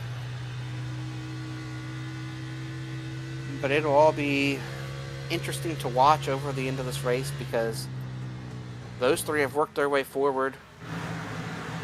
I mean, Tate Lytle, you mentioned him. He drove through, but now he's falling back. It's like he burned the good off of his tires. Yeah, he got up to as good as 5th place there, and then he's falling outside the top 10 now. Somebody just said they were pitting. I believe that was Brandon Ultra called out there. He's going to make a pit stop. I mean, and one guy who's never been on any kind of anywhere near the right side of the strategy tonight is Tyler Shepard out here. Yeah, I just went myself and was checking in on Tyler Fody, and he's running 25th. He's got his teammate Ethan Stanley right back there. Scott Crump's not doing much better, running 16th. Yeah, but Ethan's got it now. He destroyed the nose on his race car at one point tonight, so you know what's Fody's out. Yeah, Fody's supplying the equipment, and you know, Ethan had a little bit of damage to his, and he's making a little bit better with the sour equipment they got tonight. Yeah, we might be witnessing the downfall of Lake Norman tonight. You know, they spent all that money to go get Tate Lytle to bring him over. And Tate's been driving a Lake Norman car here in the Sports Car Series, hanging around for Thursday nights as well. They're really trying to pull him away from Pro Edge, and it's emptying the bank account. They can't go out and buy the best of the best anymore. You know, if there's one thing, Chris, that I'm not willing to do right now, it's to count out a champion driver, champion team like Tyler Fody and Lake Norman. You know, that we're having an off night tonight, but you know, this night's not even over. There's still got 40-some laps to go, and we'll see what's going on the rest of it. Look, man, we got to be like the boys at Fox. We got to sell a storyline. You know, they were selling the storyline of like all this line of guys waiting to talk to Carson after the race. I didn't know a long line was 2 people. Give me that at Disney World all day long. So we got to sell a storyline here. Yeah, the storyline for Lake Norman, victory lane last time out in the series at Laguna Seca, and you know, so they've got the win this season. We're not looking so good tonight, but we might have witnessed the Lake Norman peak. It might be all downhill from here. I think our fans are smarter than that, watching live on the YouTube. Anybody in the YouTube chat believe that Lake Norman is following that cliff? Go ahead and let us know. I just don't see it. F in the chat for Lake Norman falling down the other side of the cliff. It's all downhill from here. But nonetheless, right now out front we have Gerald Campbell, a Leighton Norgard, Josh Chin. Burrell's losing that spot to Tooker. We haven't really seen a whole lot out of the 19 tonight, but that's 4th place he's going to move into. And you know, you talk about Lake Norman. Right behind them is their highest running machine, Justin Wadsworth, my pick to win tonight. Burrell's going to cross over, and he's going to get the position back. He's going to try to anyway. Tooker's got the high line. Should get the run out of turn 4 to clear Ethan down the front straightaway into turn 1, I would imagine. Yeah, little Pro Edge on Pro Edge action as we approach, we're at what, 32 to go? The shade setting in. These guys are on old tires once again for the first time since, what, that first or second run? The 07's about to be on pit road. Not sure what that, that's 13th, so that's Wilkerson right there coming to pit road. Got Jay in the 9 car also coming to pit road. So now we got to ask ourselves, is this going to tip off the rest of the field to come in and make the same call? Are we about to see a rash of pit stops here? Yeah, I don't know. I don't know. I think if you're somebody out here on old tires, you've probably made the decision at this point, and you understand that these other guys aren't going to pit because they aren't going to have to pit for fuel. So maybe, you've already decided, like, I'm going to run this thing dry to 7 to go. And if we don't get a caution, so be it. Here comes somebody down pit road. Big left turn from the red car. Was that Johnny Thomas? Daniel Martinez. Oh, Daniel Martinez. Both of them driving big red. We talked about Daniel tonight. Coming down to his pit crew. Oh, nearly slides through.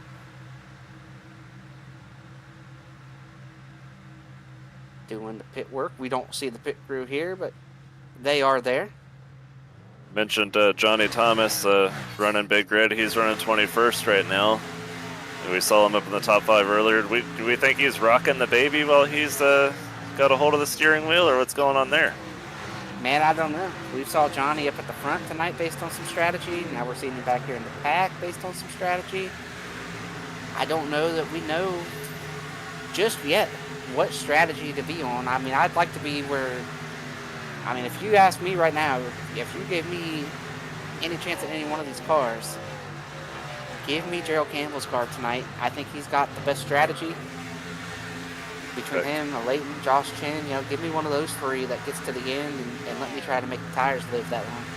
Got Cale Pocock pitting out of 12th place.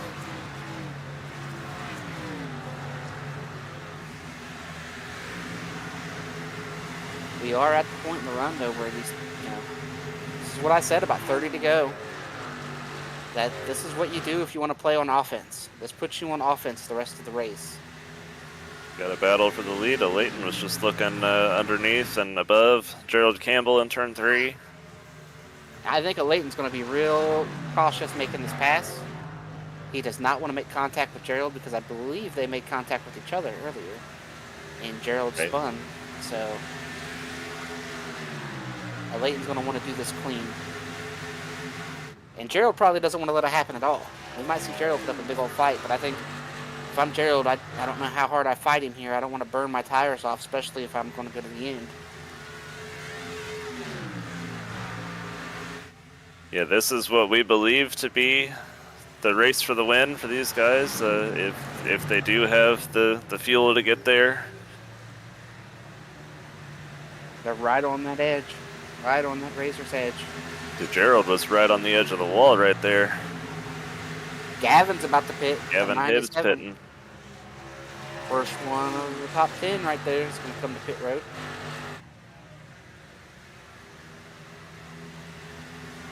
We'll see what that does. Oh, and he's not pitting. Just kidding. Spins to the grass. He's going to end up in pit road. Spun out. Oh, and a toe. And he towed to pit road. He went from looking like Bobby the Bonnie, late 90s, that 2000 champion Bobby the Bonnie early in this race, to that was Bobby the Bonnie when he was driving that 43 car at the end of his career. And just never could quite get back what he once had. Yeah, no, that Bobby Labonte is already reserved. And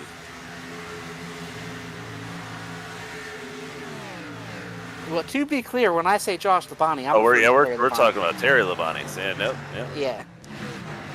So Terry does have a brother, but I think if anybody's going to be Bobby, it's got to be you, right? You got to keep it in the family. Yeah, we'll see. I mean, I'd hopefully, if everything works out, plan on being on the track with these guys next season. So, we'll see. So are you washed? Is that why you went into hiding? Good contact. Oh, contact. Gerald's around here on the front stretch. He's going to save it. Big save for Gerald. But Gerald's not going to be happy. Oh, he's trying to spin the car out. He wants a caution.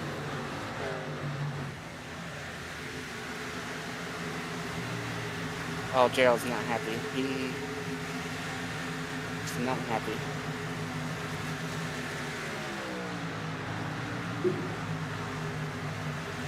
Gerald is Kyle Busch right now.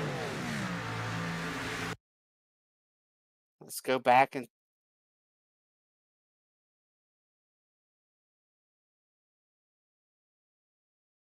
Let's take a look at it here. They come off of turn number 4.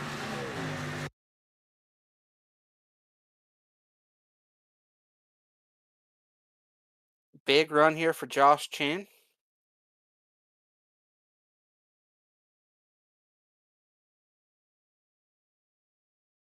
Josh goes to pull out to make the pass, but he just didn't get out in time. Josh had such a big run, he couldn't even.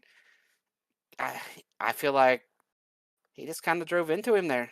You know, you got a big run built off the top lane, and it's your responsibility as a passing driver there to not run into the back of the guy. And I mean, if you can't get beside a guy, you can't just drive into the back of him there. Gerald just trying to keep that thing out of the fence, but nothing he could do down the front stretch.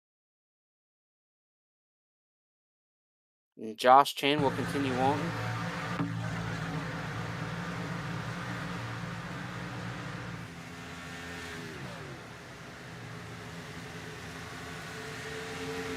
We got a Leighton Norgard now driving away as the leader.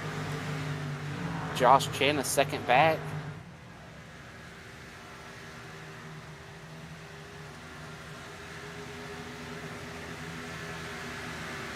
David Tooker, Tommy Ryan, Tate Lytle running at the top 5. Gerald Campbell has continued on. He has not pitted. But Gerald is still pretty frustrated. What a night for Gerald. He had the best car I think he's had in a long time. He had the drive tonight. He was doing everything right, and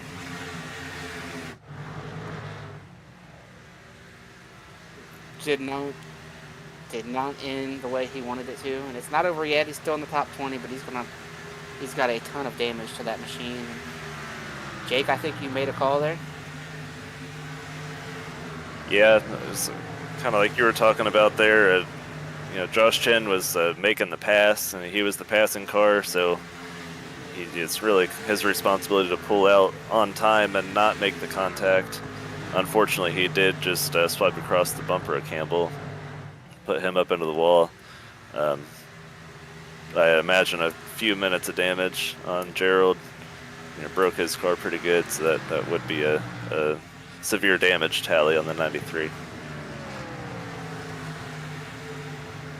But if Gerald can run like that the rest of the season, I know tonight's going to be a minor setback, but it was nice seeing him at the front again. Got spun, drove his way back through there, played the strategy right, and we want to see the more people up at the front that we can.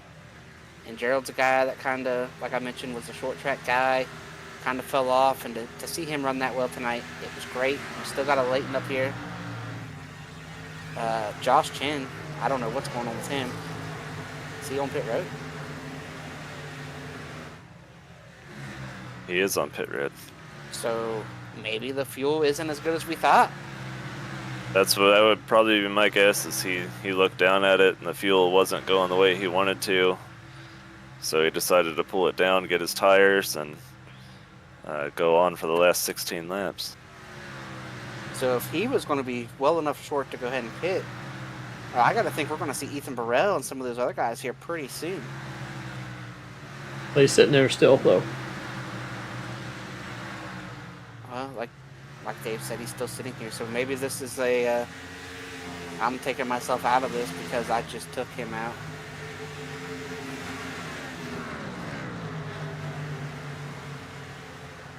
Which is very unfortunate. It's very unfortunate that those two made contact.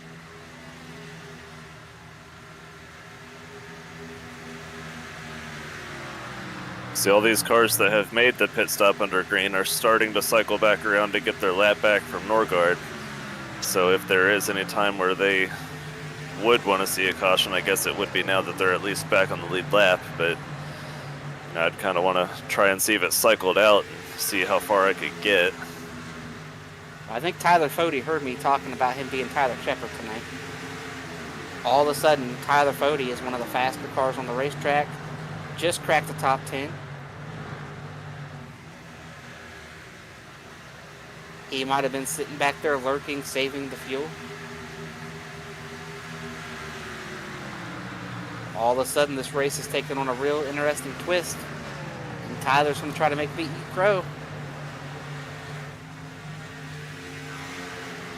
What do you think, Jake? Yeah, I look back. I'm going to compare this a little bit, Chris, to when everybody started to say that Tom Brady hit his cliff and his career was over, and then he went on to have a second Hall of Fame career. Lake Norman's not going to go away quiet, led by Tyler Fody. Yeah, we'll see how it works out here. Right now, Layton's sitting out there with 3 seconds over Tooker. I would love to know how much fuel Layton's got in the tank. What he's thinking out here. I'd love to know what all these guys are thinking. You know, Ethan Burrell has started free-falling through the field. We got the 38 coming to pit road this time. That's a car just outside the top 15. I know what I'm thinking. I'm thinking just get it to the end, green flag, see where the chips fall. Choker's on pit road. That was David Hooker in right? the 19 hitting pit road that time. It's got also Ty McIntosh. Ty McIntosh has blown a tire. It's the second right front we've seen. You know what I'm cognizant of right now? If I'm a Leighton Warguard and I'm trying to go to the end or whatnot, if a caution comes out, I am going to keep hauling you know what, because I want to make sure those guys don't come off pit road in front of me who have to pit. Yeah, you want to keep as many of those cars a lap down as possible and trap them that way. I agree. So that's something I would become cognizant about and aware of right here. There is no penalty for not slowing down unless you're running into that wreck. So as the leader, odds are they're wrecking behind you. So I'd be hauling around there to make sure I did not let them beat me to the cone. Yeah, that's always what I try and do, and even back into an official race or whatever. If it says catch the pace car and I'm leading the race, I'm hauling until I get to that pace car, because like you talked about, if there is one of your competitors you can keep a lap down, you know, that's potentially a better spot for you later after we see if Layton does have to make a pit stop or not. And Jeff Gordon won a race that way one time because Tony Stewart did not keep going. He slowed down a lot for a caution at Phoenix in 2007. Jeff was able to make a 4-tire pit stop, and instead of being trapped a lap down, he beat Tony to the pit exit, stayed out, took the lead, went on to win the race with Stewart finishing second. So it can definitely change the outcome of the race by you not getting there in a hurry. That's just, it's incredible to see the fresh tires and these guys come out and, you know, make the ground with them. You see David Tooker, he's going around Scott Crump and Tate Lytle, and then he's going to be 3 seconds ahead of them basically going into turn 3. You know, not quite 3 seconds, but... Yeah, and these guys that just pitted do not want to see a caution. So you're not wanting to run over guys, but I mean, it's like you mentioned, sometimes that speed's different. I mean, you got Ethan's calling, he's pitting in. And Ethan Burrell. Pretty far. About 8 to go. This is what I said. I thought it was about 8 to go. We'd see him on pit road. And here he comes. Passes Mark there. Mark's still there. See Jesse sitting down there as well. Hey, can we ride on board with Norgard? I just went and checked him. He's got his car shut off all the way through turn 3 and 4. So he's still very cognizant of the fuel. Yeah, but my question to him is, did these other guys save early in the run, and are they going to, they're, you know, Tommy Ryan, Scott Tommy Crump, Ryan, we just saw go all around of a sudden, him. all of Lake Norman is here, out of nowhere. It's like they heard what I said earlier, and they said, oh, just wait, we're going to show him. Well, do you think they were back there saving fuel? 100% they were back there saving fuel. I think Crump, Stanley, and Fody are all three going to make it. But I think Ryan's got a good shot as well. I think Johnny's coming this time. Oh, Johnny's got a tire down. So at Tate least Lytle, Goodyear so brought us a tire that can, you know, go pretty much a fuel run here. See these for these guys before it blows out. Tate Lytle sitting right here, running with Scott Crump and Ethan Stanley. Man, this is going to be an exciting run to the checker flag right here. Tommy Ryan, the Layton Norgard. You mentioned the Layton trying to save that fuel. And then he's got Dario Franchitti coming into his mirror.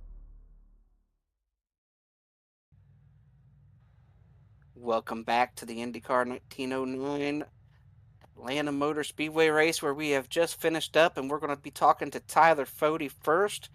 Tyler, we didn't really talk about you a whole lot tonight, except for how bad you were struggling running outside the top 25 even at some points. But you managed to play the fuel strategy right, finished third, made me eat some crows. So talk to us about your night and maybe what you were missing out there, but what the strategy allowed you to gain back there at the end. Yeah, we weren't really missing anything. It was all planned. Um, yeah, had the speed, but I couldn't commit to going. Um, I knew that run was going to come eventually, and I'll be honest, the first like 2/3 of that race, I thought we were literally just never going to go for a full run there. Starting to worry me because we would go green and I would literally just roll around the bottom, saving tire, and we almost had a good run going at the start, and we were flying back through the field. And then we got a couple more yellows, so kind of had to reset. But yeah, that last yellow we had, we knew we were going to be real close to making it. So it was just saving under caution there with Stanley. We were both kind of way back there around 25th or so, just because we had been waiting for that run the whole race. We kind of lost the spots that way, but yeah, just was kind of rolling around there, and we got 20, 30 laps in, and started to really think, this might actually go all the way. And between saving the gas and the tires, sure enough, it was those last 20 laps. I mean, it was like they were standing still. So yeah, the plan worked out exactly how we wanted it to that last run. Just the only wild card, I guess, was Tommy. I didn't even know where he was to start that run or how he saved the gas. But yeah, aside from Tommy, everything went well there. I was a little bit shorter on gas than Stanley was, so I was having to just save another lap or so. Couldn't quite go with him, but yeah, happy to get back to the top 3 at least there. Yeah, and one question I want to ask you here is this was the first full distance race, I believe, since the new build on iRacing that was at just a typical 1.5 mile worn out surface. Did you notice anything different with the tire fall off, with the marble buildup, anything like that, or did it just race like it always has? It's pretty similar. I don't know if the setup was tweaked a little bit, but it was a little tighter than normal. Kind of had to back up the corners a little bit, but I'm always a fan of that. So I felt good about it if we just got the runs. And unfortunately, we only got it right at the end there, so we couldn't quite show the long run speed. But yeah, like I said, just happy to make it all back up there, finish where we were supposed to. And real quick here before we let you talk about your sponsors and the shout outs, there's been a lot of rumors and rumblings around this garage area that you're trying to go get Tate Lytle. Would you like to address those rumors? Dang it. No. This guy's stirring the pot. No, Tate's cool. He runs sports cars with us, so you can catch him there under the proper banner on Saturdays. But yeah, that's all I got to say about that. Well, all right, Tyler, who else get it done for you week in, week out, get you to the racetrack? Yeah, obviously the Lake Norman guys there, we all had real solid nights. Justin got caught up in something right at the end there, which is a shame. But everyone else, I mean, other than my dad getting blown up there right at the start, had a pretty good run. We were all kind of managing our races, so shout out to them. We got Stanley second. Obviously, Crump was able to fight for sixth. And I do want to give a big shout out to Dylan Haver there with the P11. This was probably his longest race that he's ever done, if I think about it. But yeah, he managed it. He got in some trouble early, got the lucky dog, and rallied all the way back there. So super stoked for him. He's getting better every week. So yeah, shout out to all those guys. Jonathan Cutlip with JD Designs also for painting all of our schemes. And hopefully we'll be back up here talking to y'all next week. All right, Tyler, thanks for talking to us. Congrats on the run tonight. And if you watch this broadcast back, just remember I already addressed it. I'm eating crow. So I knew you were doubting. well, all right. I believe Jacob Adams is standing by with another member of the Lake Norman crew and Ethan Stanley.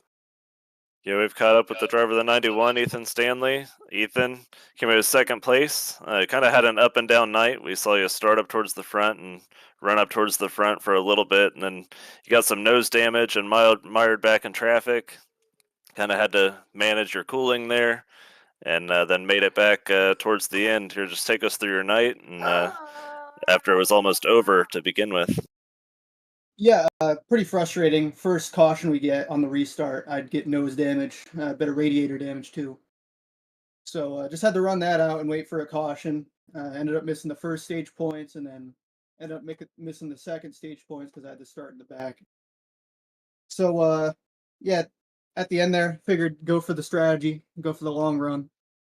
And me and Fody hung back pretty hard, saved a lot of tire at the beginning of the run, saved a lot of fuel. We're able to just kind of push our way up through the field, and just a little bit short on Tommy there. Yeah, so we just talked to Tyler, and we heard that was the plan all along, was to hang back and save the fuel and show up at the end. Just tell everybody how difficult that is to just sit back in the back and know that the race is going on up front, but you've got your plan, and how does that all come about? Yeah, of course, it's a little bit frustrating watching everybody kind of drive away and everybody pass you, but just you got to watch that number. Just make sure you can make it to the end, and then once you're there, it's time to go. And then we felt pretty good carving my way through the field. Yeah, well, your car looked pretty good tonight too. Had the elite throwback night. What tell everybody what your car was throwing back to? Oh yeah, this is a throwback to Dario Franchitti's 2008 car in Nationwide Series. John did a great job on it, so big shout out to JD Designs for that. But yeah, figured that'd be a nice throwback for the Blue Egg scheme, and I think it came out beautiful. It looks great. It definitely made it look good running second here. You already mentioned Blue Egg and whatnot. Who else gets you out on the track? Yeah, big shout out to guys at Lake Norman too. We had a pretty decent run as a team tonight. Big shout out to you guys up in the booth, of course, for always doing these broadcasts. Always fun watching these back.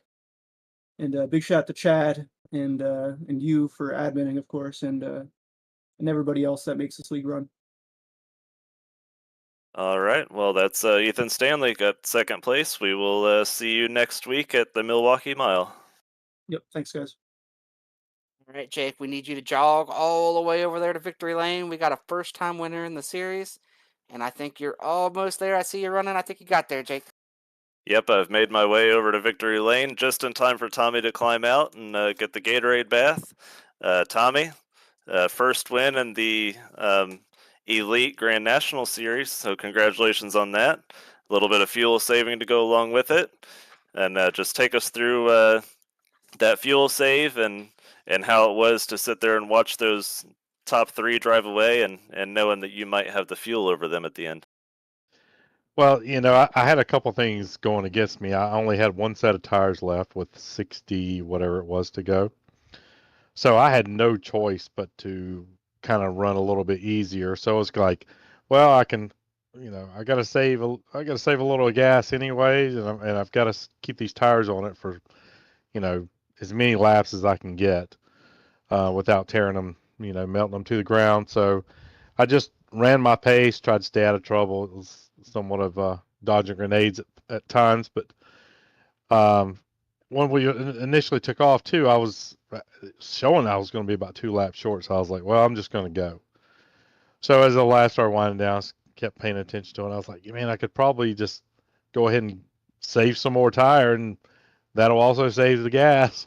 and as by a miracle, man, they kept it together. Long race, but man, that worked out. Glad it did. I was more or less trying to keep the tires on it, which also saved gas at the same time. So had 2/10 when I crossed the line, just enough to burn the tires down just a little bit. Yeah, we talked about at the beginning of the race that these full distance races, it takes the guy that does the best to finish all the laps and get there, and you did it with just a splash of gas left. So great job on that. And who do you have to thank for this first win here? I got my teammates, my brother Jeff and JP. We try to work on strategies and things like that. When to pit, when to not, and obviously my sponsor, Northern Tool and Equipment. So head on out. It's getting pretty warm. Well, in some places, getting warm this week, so people will be out and about. So head on over to Northern, get everything you need, and thanks to Rebilas for putting on the series sponsor, and thanks to Elite. All right, well, Tommy, you looked great out there. Congratulations again on the win. That is driver 66, Tommy Ryan, first career win, Grand National Series. Appreciate it, guys. Well, boys, we saw a little bit of everything tonight. We saw a mix of strategies. We saw a lot of wrecks early, lots of those cautions. And then late, we got that long run that Tyler Freddie was talking about. Went all the way to the end of the race there from 60 to go. Got to see some guys who saved fuel. Got to see kind of everything you want to see out of the Atlanta race, especially this old Legacy Atlanta. Jake, any final thoughts from you about tonight or as we look ahead to next week? Well, yeah, final thoughts. Just looking back in the series, this whole fuel saving thing and fuel mileage racing has become a common theme of this season. So it's good to see these guys are just as good at slowing the car down and saving the gas as they are mashing their foot to the floor and going fast. And but something tells me next week, Milwaukee, we're not going to worry about fuel next week.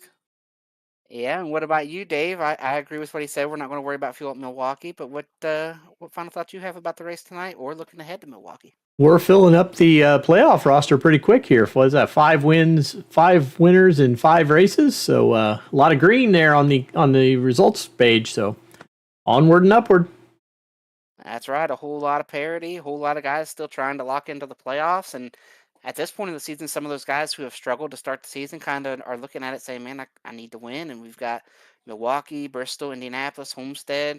Got another super speedway with Daytona on the horizon. You know, we're quickly running through the season. We're already about halfway through this regular season. So I thought the race tonight was great. I can't wait to get to Milwaukee next week. Can't wait to see what action we have in the truck series on Sunday night at Watkins Glen. We've got a cup race Wednesday. Whole lot of action here on the Elite Racing Network. I want to give a shout out to all our sponsors one more time here. We'll give a shout out to IndyCar1909.com, and they are the past, present, and future. Great group of guys over there in the IndyCar series. Like I mentioned, it starts this weekend in St. Petersburg, so they'll have a lot to talk about.